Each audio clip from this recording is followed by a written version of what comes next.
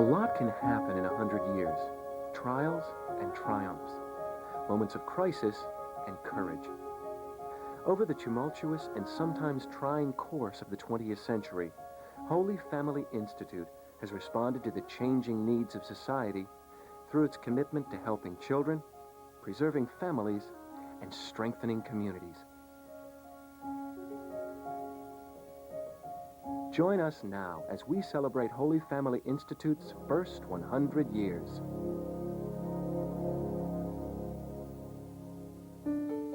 The story of Holy Family Institute begins with the Sisters of the Holy Family of Nazareth.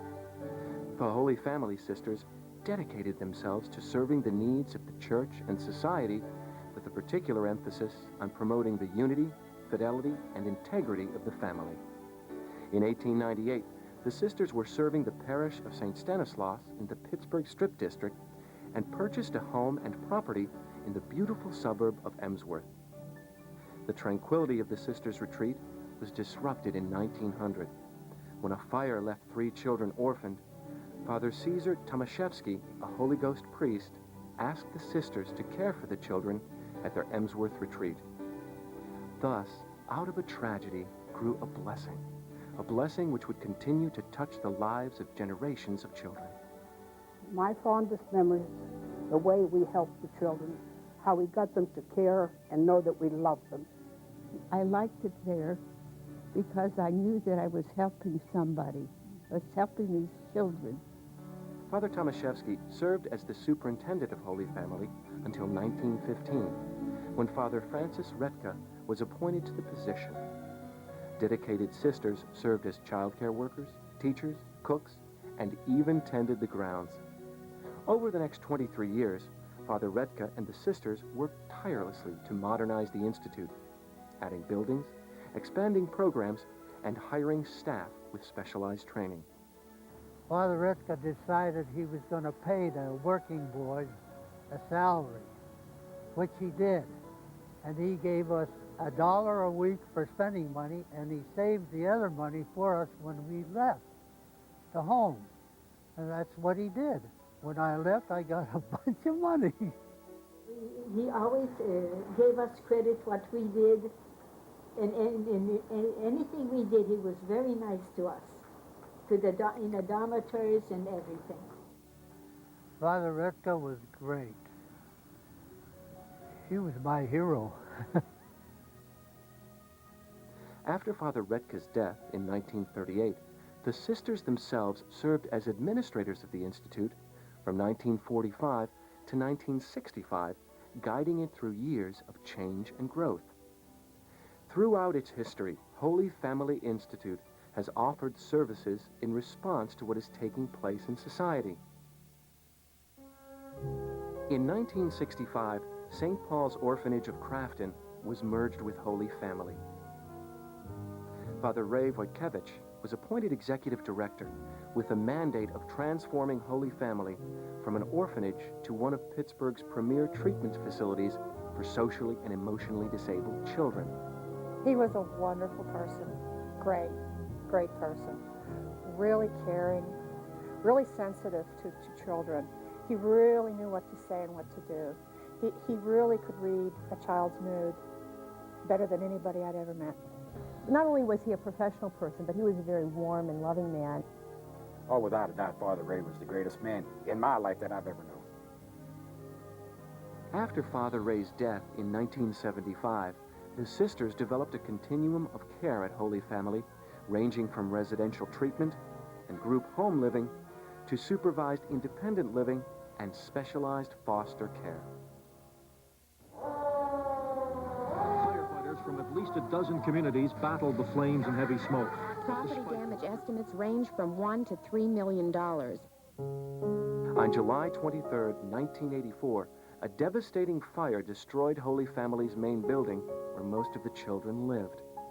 Miraculously, there was no loss of life, but Holy Family Institute, founded after a fire left 3 children orphaned, faced an uncertain future. I think all of us came to the realization very quickly that Holy Family was not about buildings and physical structures. It was about people it was about dedicated staff.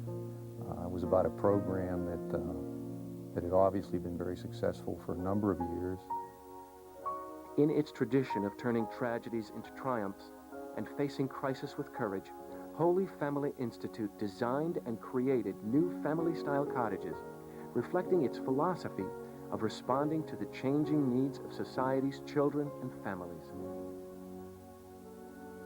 In 1988, Sister Linda Jankowski was named the executive director. Under her leadership, Holy Family established itself as a leader in developing innovative community-based programs to strengthen families and the communities in which they live. We've often responded to needs in the various communities. As for instance, when Armstrong County was looking for services, we were able to respond to the needs in that community. Or when the schools were looking for alternative placements for children, Holy Family was able to respond with quality services. For the past 2.5, going on 3 years, we've been involved with a collaborative effort with a public school, middle school on the north side. Within that school, Holy Family provides 2 components. One is a Center for Family Life, and the other strand that we provide is through our Learning Abilities Institute. The work that I do in terms of programming for the kids and helping to train staff and helping to develop our already existing programs, I feel that I'm having a positive impact on the kids as they're here and after they leave here.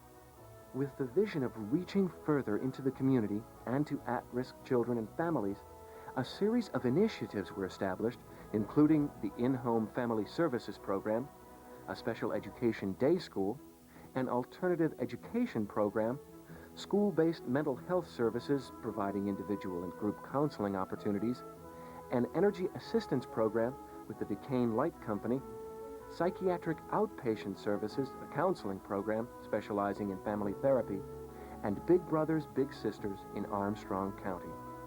Holy Family's mission is to help children to preserve families and to strengthen our communities. And that's been the guiding principle from our beginning. Well, I think that they're doing the job at Holy Family Institute, and I think that their values and goals and what they're getting across to the young people is something that we really need in this community, and I commend them for the job that they're doing. The challenges of the Holy Family Institute are the challenges of society. This society is in a situation in which children are not always the center of family life. Families are broken. Holy Family, it becomes even more critical in a society at this particular time as we enter the 21st century. The Holy Family Institute meets those challenges admirably. As it enters its 2nd century of service, Holy Family Institute continues to change with the needs of society by offering services that promote the holistic well-being and development of children and families in need.